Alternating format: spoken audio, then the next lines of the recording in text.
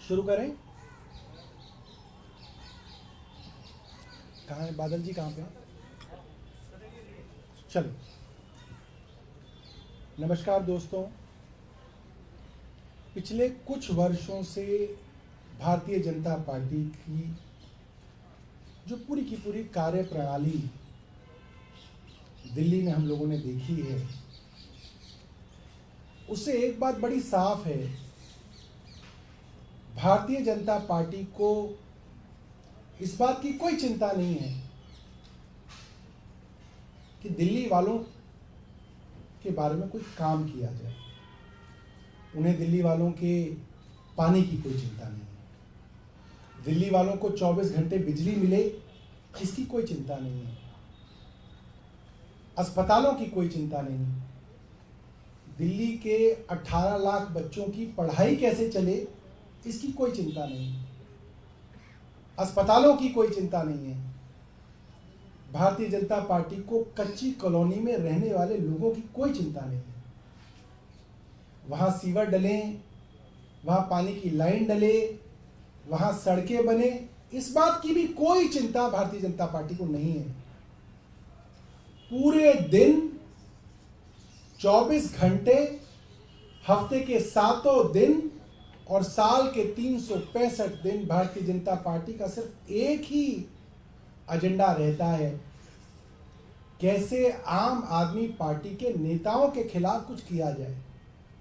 कोई मुकदमा कराया जाए, किसी के यहाँ पुलिस भेजी जाए, किसी के यहाँ ईडी का छापा मारा जाए, किसी नेता को गिरफ्तार कर लिया जाए, कोई नई जांच शुरू कर दी जाए, जेल में भेज दिया जाए। और जेल में भेजने से भी मन नहीं भरता, जेल में इनकी दवा रोक दी जाए, इंसुलिन रोक दी जाए, काम रोक दिए जाएं।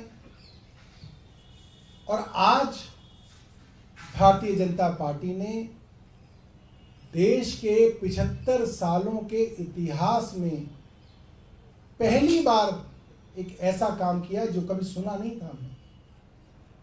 आज भारतीय जनता पार्टी ने एक राज्य की मुख्यमंत्री को दूसरी बार उनके आधिकारिक निवास से बेघर कर दिया है।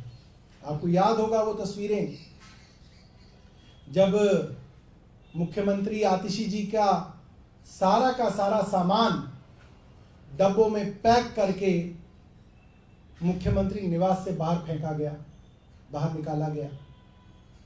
और आज दोबारा से एक महिला मुख्यमंत्री को उनके आधिकारिक निवास स्थान से बाहर निकाल दिया गया है। ये शायद पहली बार है किसी देश में, पूरी दुनिया में मुझे नहीं लगता कि ऐसा कभी होगा कि किसी देश के किसी राज्य की मुख्यमंत्री को वहां की सरकार उनके निवास स्थान से बाहर निकाल दे। चुनाव जिस दिन घोषित हों उस दिन मैं एक बार चाहूंगा कि आतिशी जी भी इस विषय में आपके सामने कुछ कहें।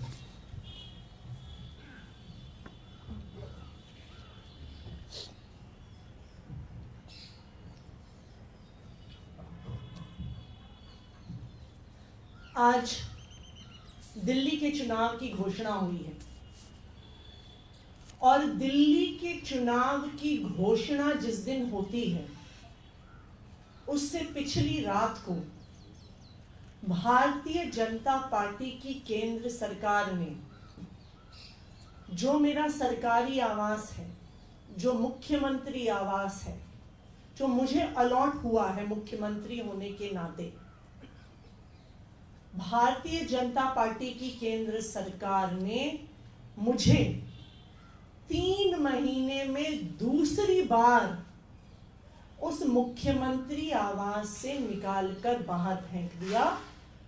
चिट्ठी भेजकर मुख्यमंत्री आवास का अलॉटमेंट कैंसिल किया और मुख्यमंत्री आवास एक चुनी हुई सरकार की चुनी हुई मुख्यमंत्री से छीन लिया। 3 महीने पहले भी इन्होंने यही किया था। जब मैं मुख्यमंत्री बनी, मुख्यमंत्री आवास से मेरा सामान, मेरे परिवार का सामान घर से निकाल के सड़क पे फेंक दिया था। भारतीय जनता पार्टी को लगता है कि वो घर छीनने से, हमारे साथ गाली गलौज करने से, मेरे परिवार के बारे में निचले स्तर की बातें करने से इनको लगता है कि ये हमारे काम रोक देंगे, जो हम दिल्ली वालों के लिए काम कर रहे हैं उस काम को रोक देंगे। लेकिन मैं दिल्ली वालों को ये बताना चाहती हूं कि घर छीनने से काम रुकेगा नहीं। ये हमारे घर छीन सकते हैं, ये हमें गालियां दे सकते हैं, लेकिन जो दिल्ली वालों के लिए काम करने का जज्बा हमारे दिल में है, उस जज्बे को नहीं छीन सकते हैं। मैं दिल्ली वालों को ये कहना चाहूंगी कि अगर जरूरत पड़े तो मैं आपके घर पे आके रहूंगी, अगर जरूरत पड़े मैं आपके घर में आके रहूंगी और आपके घर से दिल्ली वालों के लिए काम करूंगी, दुगनी स्पीड से काम करूंगी, दुगने जज्बे से काम करूंगी। भारतीय जनता पार्टी को यह बताने के लिए काम करूंगी कि आप हम पर कोई भी अत्याचार कर लीजिए, हमें कितना भी परेशान कर लीजिए, हम दिल्ली वालों के काम रुकने नहीं देंगे। मैं याद करा दूं भारतीय जनता पार्टी वालों को, 3 महीने पहले, एक बार पहले भी आपने मुझसे मुख्यमंत्री आवास छीना था, मेरा सामान सड़क पर लाके फेंक दिया था।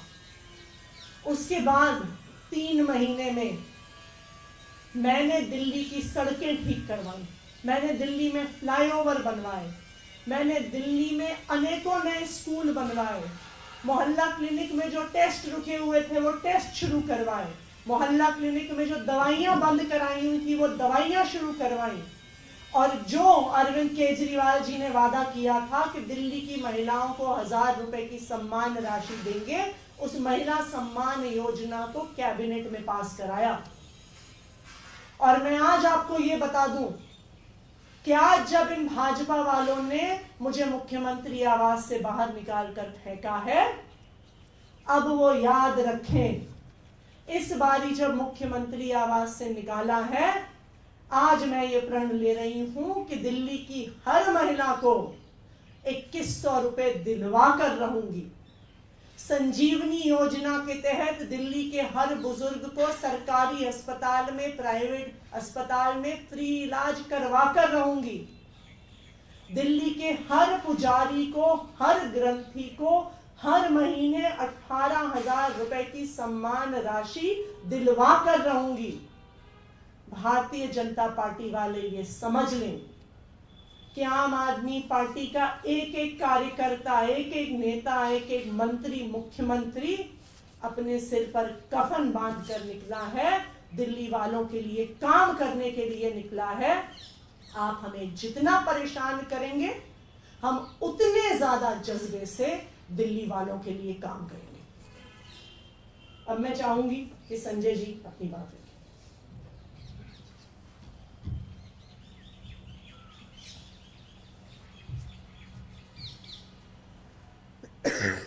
अभी काफी विस्तार से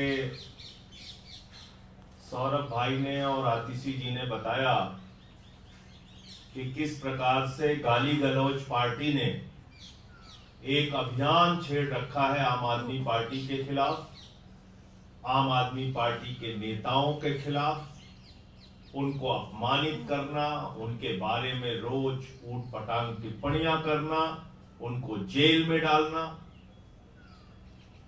लेकिन इनका जो दुष्प्रचार है, झूठ है, वो मैं आपके सामने जरूर आज खोलना चाहता हूं। मुख्यमंत्री का आवास जो दिल्ली के मुख्यमंत्री के लिए बना है, उसको 3 महीने में 2 बार आपने कैंसिल कर दिया। उसके बारे में सारी की सारी बीजेपी नरेंद्र मोदी से लेके उनके सारे नेता एक ही प्रचार कर रहे हैं।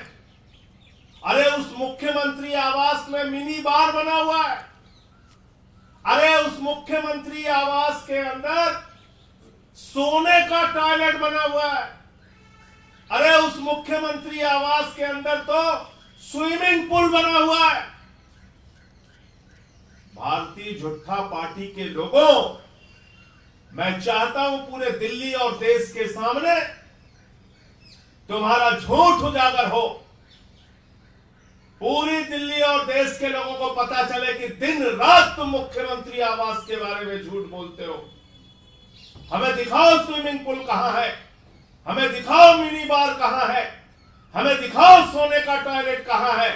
हम चाहते हैं देश की मीडिया को भी पता चलना चाहिए और दिल्ली की एक एक जनता को पता चलना चाहिए।